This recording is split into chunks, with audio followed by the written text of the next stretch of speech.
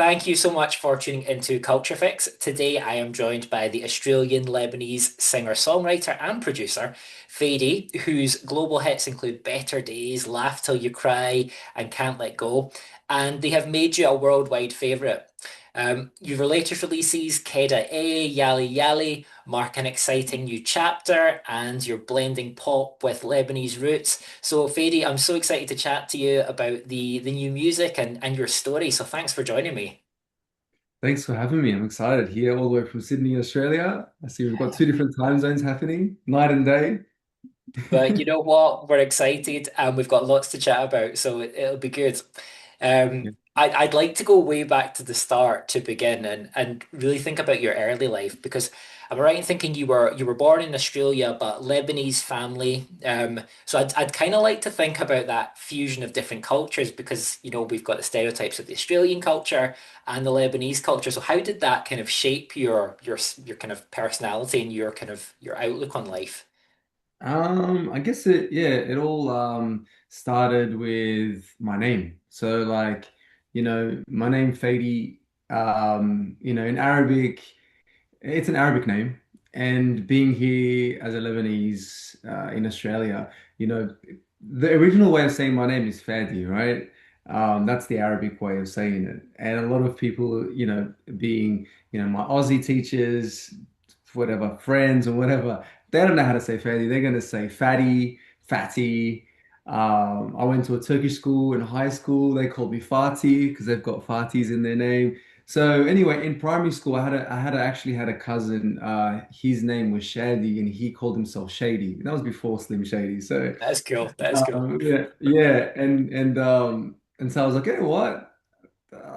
Maybe if I call myself Faydee, maybe it'll be easier to for people to remember my name and be able to pronounce it better. And then yeah, that's how the name kind of came about, and I spelt it that way so people can actually pronounce it. And then yeah, just like my parents, they were born and raised in Tripoli, Lebanon. I was born and raised here in Sydney. But my parents always kind of enforced, like kind of encouraged actually the Arabic language, the culture into my family. I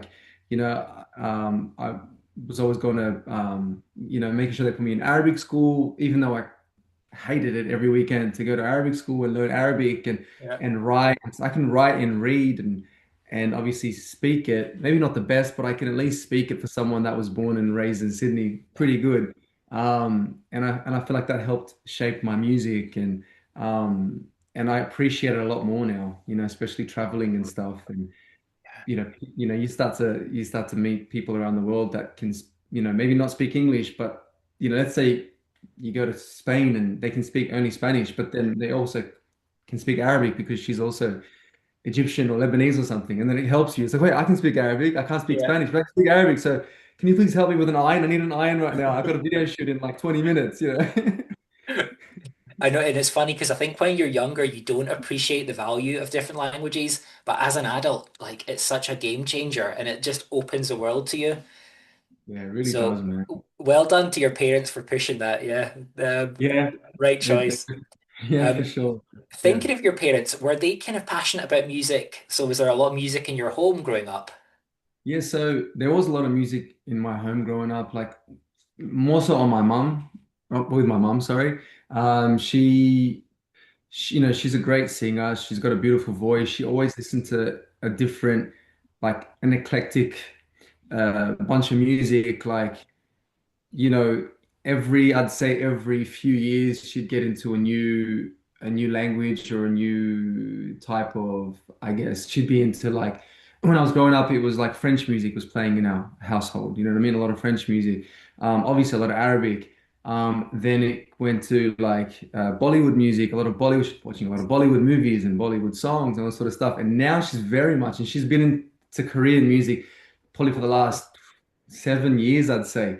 She's ahead of So the curve. she's ahead of the curve, for real. Because I'm like, wait, hold on. It's like K-pop is so in now. It's been like that for the last few years. But she's been on top of it, and I think that really helped shape my music. And then, um, her side of the family, they all play instruments. They all can sing, all that sort of stuff. No one ever took it. serious enough though to kind of like make it, their career or at least try and pursue it. Um, and then my dad, you know, I just found out recently that he wanted to be he was into theater. He was actually into theater, and wanted to be an actor. And he didn't pursue it because his parents didn't want him to pursue it. And he actually told me a story recently, where he asked his so there was actually a point where he had a very important show that he did, a theater show. And there was very important people there watching, and at this point he was kind of like, doing his thing and working towards it. And his dad was in the audience kind of watching, and he saw the reaction that he got after his show. um, and he realized something was gonna, like, this was becoming serious. So he actually that night said to him that you need to stop this. Like, this is getting. And he's like, why? Like, this is now, like, before my grandfather passed away, a few years ago. He said to him, he's like, why are you supportive of my son doing his music, but you weren't supportive of me? And then he said, it's just a different time now, and you Ah, know. So it's always been there, yeah. but I think just no one had the courage to kind of just pursue it and just take the risk and not care what anyone else thinks. So yeah, And it's obviously such a tough call because, you when you're young, you've got that ambition and you think, but then as you get older, it's kind of like real life starts to creep in and all these doubts. And I guess it's finding the kind of the courage to persevere there. Um, 100%, man, 100%. Like, I know I see it in my children. Like, my daughter, like, I see how much confidence she has right now in like what she can do, and how confident she is in her gymnastics, in her singing ability, in her whatever she does. And she can stand in front of a bunch of people and do it straight away, right? But then I start to realize, like, as they get older, that confidence starts to kind of go away depending on their environment. You know what I'm saying? Like you said, reality starts to hit them where it's like, oh wait, people are watching me, or people, I'm starting to care what people think and all this yeah. sort of stuff, and it kind of holds you back. Yeah, and well, I guess thinking of your specific journey, so am I right in thinking you were uploading your own kind of remixes and tracks online at a kind of young age? Yeah. What kind of motivated that for you? I was a massive fan of an R&B singer named Monica. Do you remember Brandy and Monica, Yeah, the yeah, yeah, boys? the boy's mine, yeah, I was a huge fan of Brandy and Monica, but an even bigger fan of Monica. And I'm talking big enough where, you know, I ran what became her biggest website, back, yeah. Wow. biggest websites, yeah. I had a forum where we'd connect with the fans, and I was very much also into pop culture, like the who produced what, who wrote what. You get the albums back then. You get the albums and you'd open up the booklet, and everything inside was like all the details that you need to know, plus the lyrics for everything. I studied all that, and I learned the importance of fans, all that sort of stuff, like how important it is to connect with your fans and show them love and appreciation. Um, and yeah, and it's just like when it came to remixing songs and getting these songs together, I always listened to music in a different way. I always heard like the songs that were hits at the time and just think to myself, oh, if I did this record, I would do it this way, you know? And then so I think I started to just feel like I don't have a producer. I don't know how to, at that point, produce music. I don't know how to play any instruments. So I was like, well, what do I do? So I just took, I tried to find instrumentals that I could find online, and then I would completely, remix them, and my own lyrics, my own melodies, and then I started putting them online, on a platform called SoundClick, which is like SoundCloud Okay. now, right? And that was actually encouraged by some of the fans of Monica that we Oh, used to talk to. They nice. were like, you're into music and you got a good voice and you should do this and you should do that. And then yeah, eventually it worked out. But that's how it started off. Yeah. That is so cool. So you kind of found your sort of like tribe of people from quite a young age to kind of shape that journey. That's really interesting. Yeah, yeah, for sure. Around the world too, like not just like kind of in this bubble in Australia. I think if I stayed in this bubble, then I don't know if I would have kind of expanded as much as I did. Yeah. Yeah. Was there that kind of sense of feeling quite vulnerable about putting your own kind of spin on these tracks up there? Because obviously, like sometimes is like people view the original as like as God, you can't mess with that. So was it quite like was there ever any animosity to putting these songs out there or your spins on these songs? Like animosity from my end or like other Like people or from like the fans, from like other like the online communities, or were they all quite positive? no, they were pretty positive. Yeah, it was all pretty positive. They would give me tips. Like I'd have, one of the fans was writing for Janet Jackson at the time. Like she had just scored a song with Janet Jackson that she wrote. And so I would take her opinion, very seriously. She would like teach me how to sing certain ways, especially being African American. They got great voices, you know what I mean? And no, they were very positive. And I think for me, my confidence, even though I look back at it and go, oh my God, like, I don't sound that great. And what was I You're thinking? more Whatever. critical But now, yeah. yeah, but I think it was that delusion. You need that delusion. You need it. You need it to just to keep going. You know what I Yeah, mean? If you don't absolutely. have it, It's it's a fine line between ambition and delusion, isn't it? that's right, 100%. Yeah, yeah. So going from putting your kind of your remixes and your own original tracks online to then like releasing a debut album in 2009 with Never Saw Me Coming, can you kind of summarize that journey from like putting your tracks out there to like being signed and then releasing your own album? Oh man. It's a big span of time. Yeah, so at that time when I was uploading my music, you know, I think I had gone interstate to see my family in Queensland. And in my family there, they're a lot more open-minded than my family here in Sydney. Because my parents as well, they didn't quite understand. They were scared. They just felt like this wasn't gonna work out. Like I said, I wasn't classically trained in anything, you know. And I was also studying. I was in a private school. Eventually, I was kind of studying a Bachelor of Business in university. So I was kind of doing all that stuff, and they were kind of, pushing me in that direction. Yeah.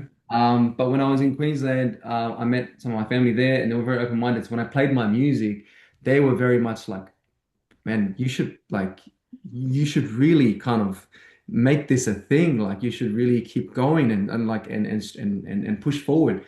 And at that period of time, I had received an email from my man who's still my manager at the moment, Ronnie Diamond. He had emailed me. He had started a small label at that time, very small label in his bedroom, just Mhm. with everything you need, the equipment that you need to at least get yourself started. But I didn't know that. I hadn't seen any of that. I just got an email from this record label that is working with like a couple artists that are buzzing right now in Sydney. So that came up and I got excited. I came to my parents and I said, like, there's this team, they want to meet me. I'm gonna go. And she's like, no, you can't go. Like, what are you doing? Yeah. Like, you don't know these people. And then she said, oh, at least take your brother with you. My brother was like younger than me, skinnier, scrawnier than me. Like, there's no, I don't see Yeah. that, but all right, I'll take him with me. Let's go. So anyway, we met up, and then yeah, he had, there was a producer himself and a guy that does the visuals, and we just met up and we just formed this team. And then that's when I started creating original music for the first time. And the feeling of creating your own original music was like just something out of this world. Like, even though it was in a bedroom, but all I was thinking was like, oh my God, there's like a real studio mic here, and Yeah. and we're using Cubase, like a legitimate software, what I mean, to make Yeah. music. And then I've got a producer that can, like, I can explain what kind of song I want and what kind of beat and what kind of instruments to play, and things that's going on in my head, I can explain it and he can do it for me. Um, and then yeah, and then we started making music, um and then it's funny enough, that producer, he wasn't as motivated as I was Okay. So yeah, and things were taking a lot longer than it needed to, and I started to get frustrated and all that sort of stuff that happens as an artist. So then I spoke to my manager. I said to him, I said, look, I said, things are taking too long. We're taking forever just to finish a record or two or whatever. Can you just like, can you give me all the things that I need? Can you, I'll install, just install the software for me, the mixing, the plugins, whatever I need Yeah. to record. Tell me what equipment I have to get. I'll go buy it and I'll get it set up in my own room. So I did just that. And then I started producing music. I started to actually make my own music and stuff. And that's how really the album started to form because I had one song on that album called Never Ever, which is the first song on the record. And that was the first song that when we put it online, it was the first song to really garner attention from the international crowd, like the German crowd, which were really into that like electronic pop Yeah. R&B music. And yeah, and then I eventually I found a very talented producer who I worked with called Divi Poda, who I did Laugh Till You Cry with and all that sort of stuff in the future. But at that period of time, we came together and then we put this album, which was Never Saw Me Coming, together. And was listening back at it recently, and I actually am still very proud of that record because I really took it. I everything I learned growing up about how albums should be and how it should feel and all that sort of stuff, I put it towards this album. If you Yeah. listen to each track, it's all very cohesive and it all kind of flows. It flows effortlessly to the next track because back then they used to do a thing where the tracks would actually just mix in, Yeah, there's a just crossfade type. Yeah. crossfade into it Yeah. just completely. Like you would think that the song didn't end, but it's a new song. So we did that, and yeah, I'm pretty proud of that. So. Yeah. Well, I was going to ask, so it's now, so are we 16 years on from your debut? I was going to ask how you feel about it, but it's really lovely to hear that you're still so proud of it because I always find it quite sad when you speak to an artist and they kind of shut down their earlier work or they kind of because you think, well, the fans have got so many memories attached to that music as well, and for them to Yeah. dismiss it, it's almost kind of sort of disappointing these memories as well. So it's really nice to hear you speak so positively about it, and it has held up really, really well. Um, Yeah. was it strange for you to be kind of charting and finding success in countries that you hadn't visited and places that you hadn't been? Yes, very, Yeah. very, very strange. We were very focused on Australia, in the beginning because we I started to garner kind of a lot of buzz in Australia on the radio. With like we had a station here in Sydney called now it's called Keda, but at the point it was actually called The Edge 96.1, and that was catered toward R&B and hip hop. And to get daytime rotation on this station was very it was difficult. It was difficult. It wasn't as difficult as like the bigger stations, like the national ones, but it was still very difficult to get daytime as an Australian independent artist. Very, very difficult. So eventually that ended up happening. And then so when that started happening and I started getting played more on the radio and getting creating this buzz and everything, we focused on Australia. So I was doing a lot more dance pop records because that's what Australia was into. And then there was a point where I had done the pop dance record that I was supposed to do. It was with the Janoskians. I don't know if you know the Janoskians back in the day at all. So they were a teenage prank group off YouTube, Okay. and my manager had discovered them, and he said, "Look, these guys are popping right now on YouTube, and you should do a song for them and really kind of like merge the fan bases because Yeah. they had a massive young fan base." Yeah. And so when I did this record, it was called Forget the World, which was a dance pop record. We agreed that they would be in the video, and it was like this school kind of like vibe where they're just over school and whatever. And we released it. It went number one on iTunes. It was number one on MTV. It was gaining very good views comparable to the Aussie artists in Australia, very good views on YouTube, all that sort of stuff, you know. Then I also did another record, which was called Laugh Till You Cry. That record was the game changer record for me, which wasn't supposed to be a single. It was just like, it was a song where as I was working at that point, actually still working two jobs, by the way. Wow. I was working for my father who he had owned a few businesses. But one of them was a mixed business. I was working with him, and then I also worked in a like a warehouse, pick packing boxes. Yeah. And that was one of my favorite jobs because I could just like get away and like just Switch focus, off. switch off and not be in the office, you know, stumping my growth. You know what I mean? I can continue and whatever. So anyway, so I was on my lunch break and he calls me up and he's like, um, we got to get back into your international fan base that you were starting to grow in the beginning when you first started producing music and whatever. So he's like, look, I need you to write a song. Just go deep and write a song about something that your ex did that really messed you up. And I've got this concept for a video. It's very simple. It's just going to be you in front of a nice car, and I've got this girl. She's beautiful, and I'm just going to capture her emotions, and just trust me. This is where we should go. And I was like, all right, cool. I always trusted him. We always trusted each other's visions, and we always so I went in the studio to the same producer that I've been working on pop dance music or whatever, and I said, look, we're doing an R&B record today. And if you look at the session for Laugh Till You Cry, it's called, I guess we're doing an urban record today. Like that's what it was called. You know what I mean? We have And then, to. sorry? Like if we have to, yeah. Yeah, exactly. It was like that. He was like, all right, whatever. Like, I'm wasting my time here. So let's go. And then, so yeah, I did that record, and then we released "Forget the World," which was doing its thing in Australia, and then "After You Cry." 3 weeks later, we released it on YouTube, and then I had my very first show in Germany, which was a festival, which I didn't get paid for. They just paid for my flights and accommodation, my manager, and that was the moment where I started to realize this song, Laugh Till You Cry, was getting this momentum when people were coming to me from like they traveled from Netherlands and all these places to come to this festival in Germany to see me. And they're like, oh my God, I love your song, Laugh Till You Cry, or Laugh Now, Cry Later. They'd be calling it just different things, you know what I mean? And I'm like, what's going on? Like, why are they talking about this record? Why aren't they talking about this one? You know what I Yeah. mean? Like, I'm performing this one tonight. What are they putting about this one?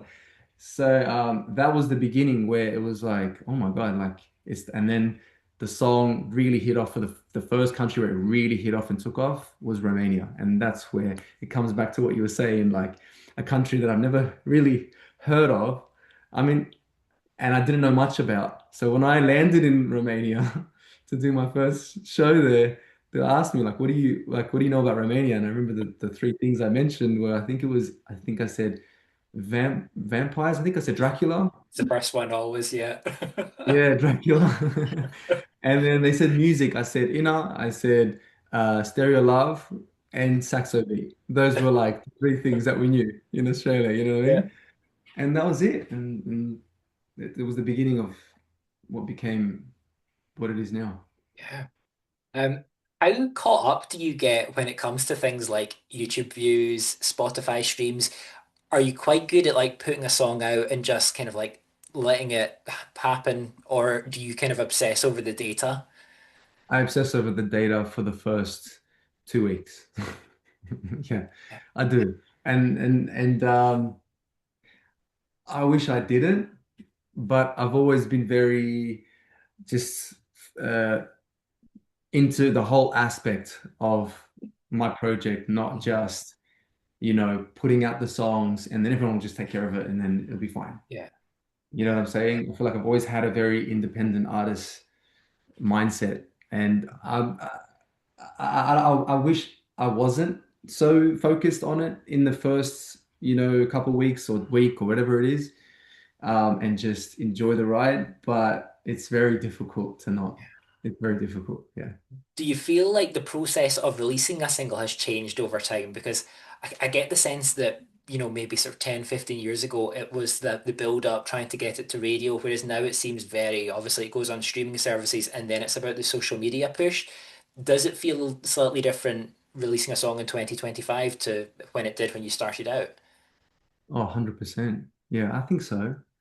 I think definitely. I mean, first of all, video isn't as important as it was when I first kind of started out, or even I guess the first 10 years of my career. Um, that was the biggest advantage that we had, was that I had people on my team that were able to pick up a camera and shoot Mhm. and edit and direct and all that sort of stuff. So I remember I was known when I was kind of doing my thing and whatever, I was known as the video guy. Oh, what do you do? What's up? What's going on today, Faydee? It's like I'll go to the studio. What's going on today? I'm like, oh, I'm just about to head off to shoot a video. It's like, oh, another video. Okay. And the thing is with that is that back then it was like no one was really shooting as many videos just yet. Like YouTube was had just kind of like started to pop off, and labels were taking down music videos of their artists because they wanted them, to be on MTV and on Yeah, TV and make sure they get paid for that stuff. Whereas new artists like myself were like, oh my God, this is a platform for people to actually see my videos. So I was uploading videos, and I feel like that helped a lot, to kind of just give me that, oh, who's this guy? Like, yeah, not only does he have good music, but he's got good videos too. Videos that look like they cost, I don't know how much in America, and he's yeah, doing it. So videos were a big part of it back then for releases. And you'd have to put like a teaser and really build it, to get it on the radio and stuff. And radio was very important as well. If you didn't get it played on the radio, then you know, obviously it helped a lot. YouTube and stuff like that helped a lot for me. MySpace, that was a big thing for me as well back, when I first started. And then, and then you'd be very lucky if you got on radio. And then now, radio is not so important anymore. yeah, It's Spotify and streaming and stuff. But I still feel like Spotify is becoming the new radio in a way where it's also not just about putting your stuff out there and then hope for the best. You kind of playlists and all that sort of stuff is yeah. becoming more calculated, and you gotta start playing the game and all this. Like you gotta start. It's starting to The become not algorithm. so organic, as it was, let's say, during COVID and in a few years after. But it is pretty cool that you can take the risk and just put up a song, and then it'll do well, and then you can shoot a video afterwards, or invest in it afterwards and then push it. So yeah, Yeah, like the build seems quite different now. It's like usually like the song is now released and then kind of build the song up as opposed to build up to the exactly. release of the song. That's right. And you have to also invest a lot beforehand and take the risks. Like, is it going to do well or not? You don't know. Whereas now you can actually put it out there, and then the investment can come after, because you're like, okay, now we can do So it. you mentioned the visuals being important and like kind of the music video process. Are you someone that is kind of like passionate about film and cinema and that kind of art form as well as, a musician? Do you think that kind of feeds into Yeah, your kind of your yeah, passion for definitely. videos? Yeah, for sure, for sure. I definitely am. You know, it's you can't as a creative, it's very difficult to just kind of fall into one box and be like, okay, I'm just going to take care of the music side. I'm not into the visual side of things. Like, no, like I like to be a part of it. I like to be a part of what the girl's going to be even dressing like, and what her style is going to be, what kind of makeup she's wearing. I want her to look good. I want to make sure that it makes sense, and it's like my manager also deals with the videos quite heavily. He'll also like have a big hand in that. He'll be like, I told you, like the story about Laugh Till You Cry, which is a very kind of simple version of that, but that still goes on, where it's like, this is the vision that we have. Sometimes we'll create a vision from the start before the song is even created. You know what I'm saying? We'll create it from the beginning. Can we need this kind of record to create this kind of visual? That's how important they Yeah, both were. Do you know what I mean? yeah. Yeah. So.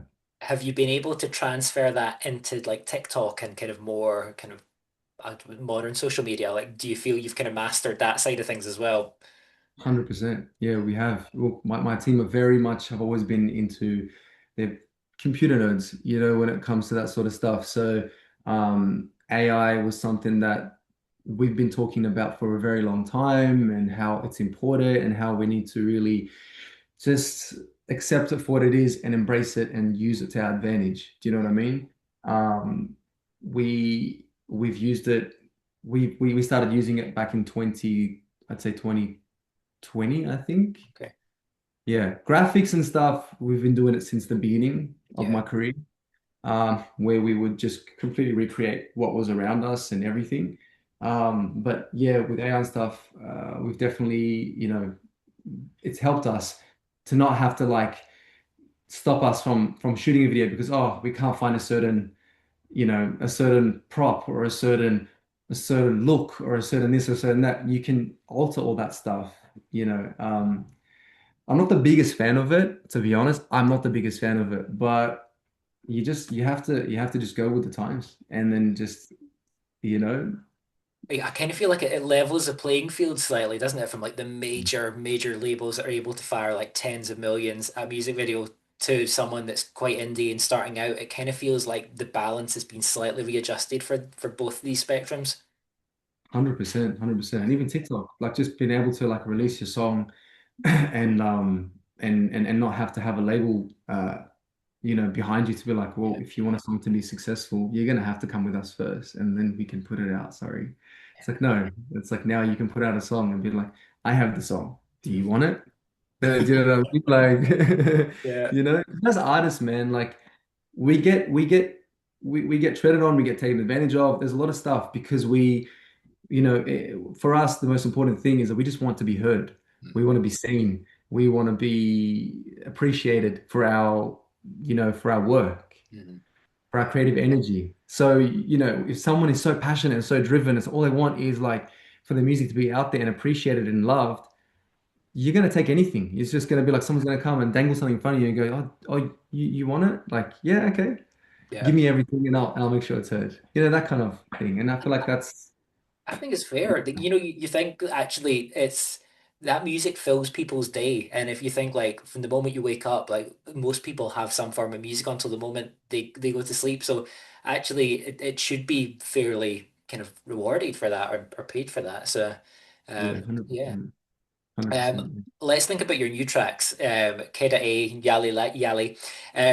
They've kind of really embraced the Lebanese feel, which I think is really cool. And I know your music has always kind of done that, but it feels like it definitely is a proper vibe this time. What's pushed you towards the kind of sound of these tracks? I don't know. I just feel like it's the time for it. My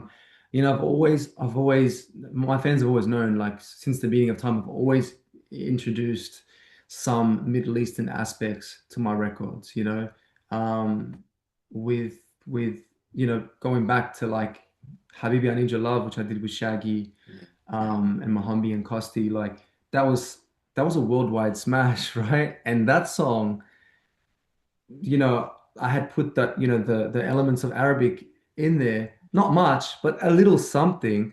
And I feel like that's made the song stand out. That really is what made the song stand out in the beginning. Mhm.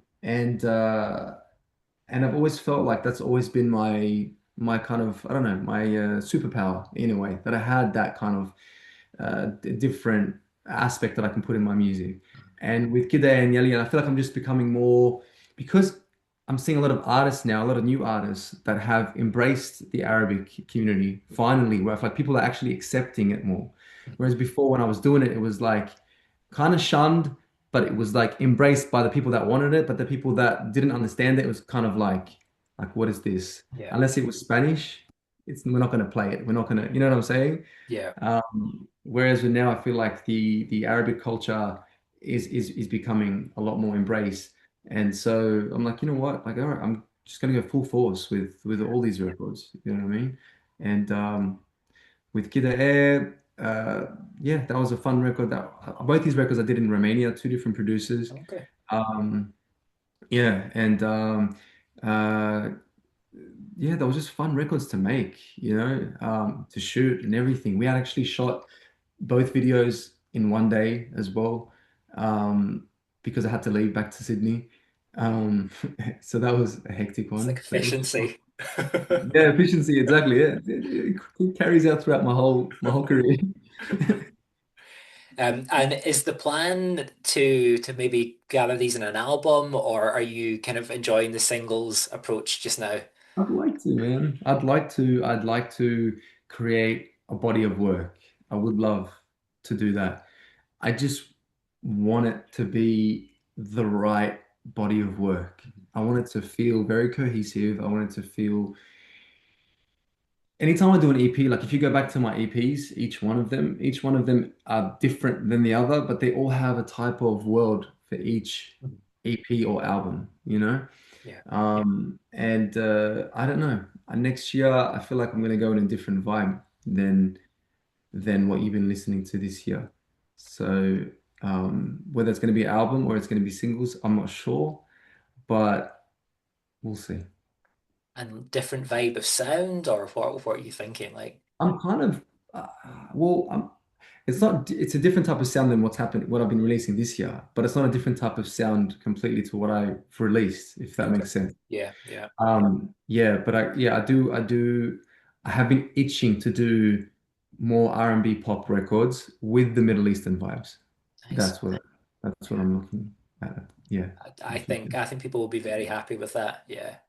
Yeah, yeah. That's what I kind of that's and I feel like that was always my I don't know. So your The USP, I think you do it so well. Yeah. Yeah, I can bring in the Western vibes and just bring in a touch of that Middle Eastern to just kind of bring in both worlds together. And I think I'm going to do that in 2026. Well, I'm going to wrap up with some sort of quick fire questions. Um, One that's just kind of sprung to mind, that I've not got kind of planned. Obviously, thinking of like the European success and thinking of the Australian success, would you ever be tempted into the world of Eurovision? Do you think it's something you could represent Australia, or are you like, no, not for me? I've thought about it. Like my fans bring it up to me, Yeah, like certain fans will bring it up, and I've thought about it in the past. But the more I kind of, I guess, steer away from it, the more I can see myself not doing it. Like, um, I think I don't know. I think my world is too established in a way to go on Eurovision. I feel like I feel like I don't know. Also, if my music is that Eurovision, I know I've got elements of it, but I don't know if I could completely go full force in it. But who knows? I mean, I'm not completely against it. Never know what happens, but I'd say no for right now. the door is not totally shut, but Yeah. it's pretty shut. I never shut the door to anything. Yeah, no. Okay, well, let's do some quick fire. So what is one thing that people would be surprised to learn about you? Um, I don't know. That's a tough one to start. I should have maybe Yeah. gone with the easier ones. I don't know. I'm a homebody. Like Okay. I like to if I'm not touring and working on like music and stuff like that, like over because a lot of times I'm overseas doing all that stuff, right? So I'm like traveling where just keep me at home with my snacks, watching my favorite Nice. shows, and then I love to play tennis. That's another thing Nice. that I grew up playing and I enjoy doing. Yeah, Coffee or tea? tea. 3 artists you're currently obsessed with. Oh. Scissor. Nice. Who am I listening to at the moment? It's not particular artists, but I've been listening to a lot of house records at the Okay. moment, like just dance records I've been really enjoying.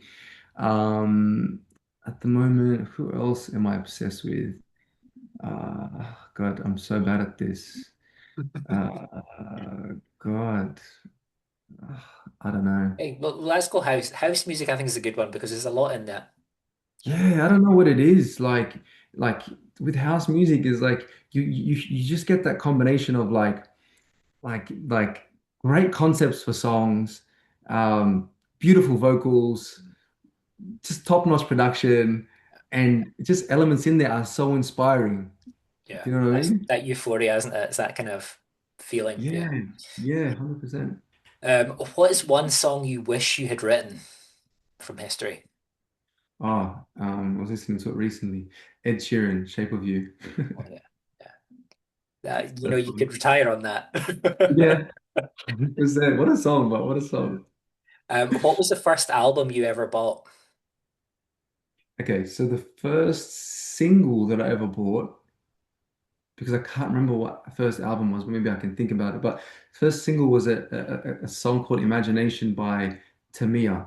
It was an R&B singer called Tamia, and it was a song called Imagination. A great, great pop R&B record. CD Album, single. yeah, first album that I bought. I'm trying to think. Uh,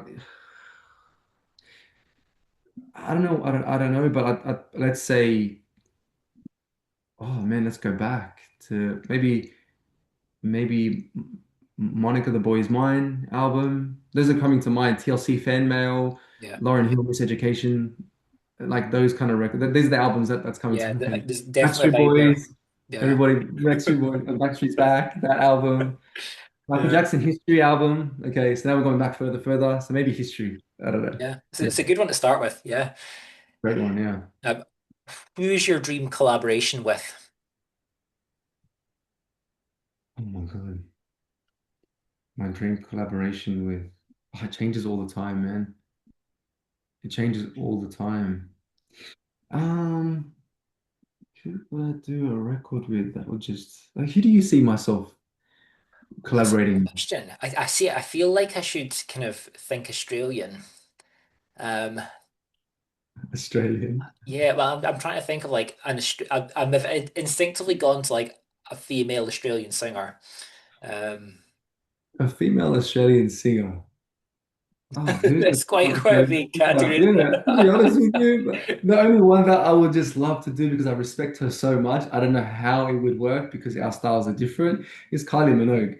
Like to me, I just like to me, I respect the OGs. I respect Yeah. the ones that have been grinding it and still going and you know, I'll say Kylie Yeah. And just like a Minogue. proper good soul, like just a nice person, you could just tell radiates that Yeah, positivity. exactly. I think that's such a big thing, man. In this industry, it's very hard to find nice people, genuinely nice people, no matter how far in the career they get.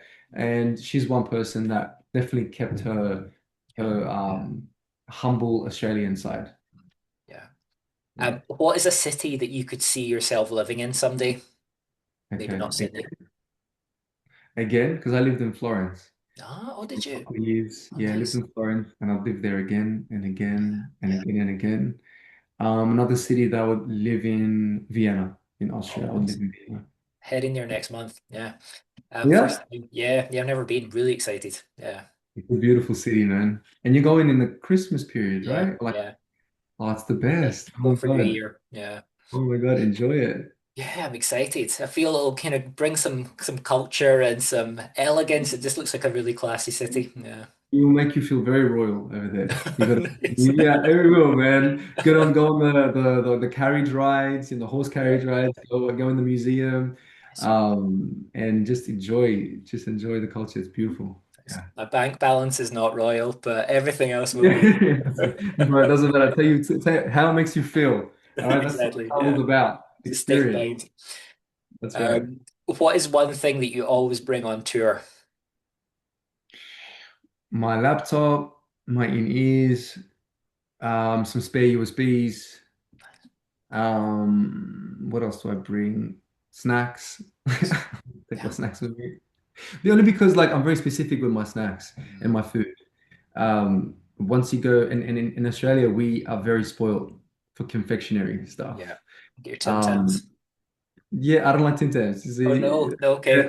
look, I like what I'm saying. They taste amazing, Mm, but I look after myself a little bit better. I try to, so that's what I mean. So when you're on tour, you're constantly on, and you got to get what you can get. So I okay. try to get my healthy snacks with me. I try to take as much as I can. That's gonna last me as long as I can while I'm there, where I'm not binging on Tim stuff that's Tams. not good for me. Tim Tams, exactly. Exactly. Not that I'm gonna find Tim Tams outside of Australia anyway.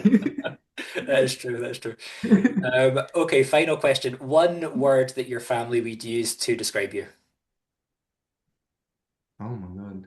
my family, Yeah. my intermediate family, or my They parents. know you better than anyone else, yeah. Um, oh, probably, hopefully caring, Oh, that's a nice one. great Yeah. dad. Yeah. That's it's a nice, wholesome note to end on. Yeah. But honestly, it's been such a pleasure chatting to you and getting to hear your story from the starting moments right till now. And yeah, it's been a real joy to chat to you. So thanks so much for giving the time. It was a pleasure. Thank you so much, Andrew.